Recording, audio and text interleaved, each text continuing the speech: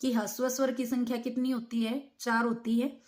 तो ऑप्शन में है हमारे पास ए विकल्प में है ए, ई, ए, आई।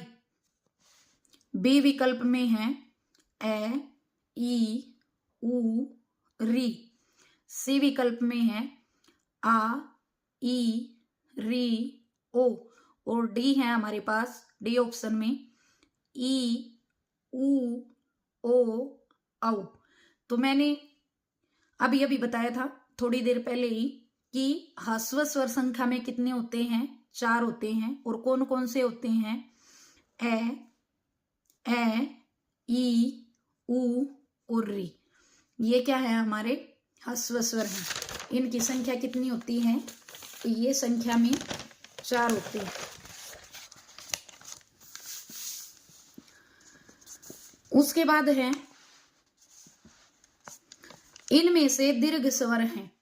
दीर्घ का मतलब होता है बड़ा, ठीक है। तो दीर्घ स्वर मैंने पीछे अभी अभी थोड़ी देर पहले बताया था कि दीर्घ स्वरों की संख्या कितनी होती है, 7 होती हैं।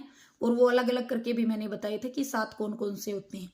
तो ए ऑप्शन में हमारे पास ए, आ, ई। बी ऑप्शन में है ए, ई, ऊ, औ। और सी ऑप्शन में क्या है, आ, ई, ए, ओ। डी ऑप्शन में क्या है, ए, ई, ऊ, री। तो अभी हमने पढ़ा था थोड़ी देर पहले ही ए, ई, ऊ और री। ये तो क्या है, ह्रस्व स्वर है, तो ये तो हो ही नहीं सकते, ठीक है। ये ऑप्शन तो हो ही नहीं सकता।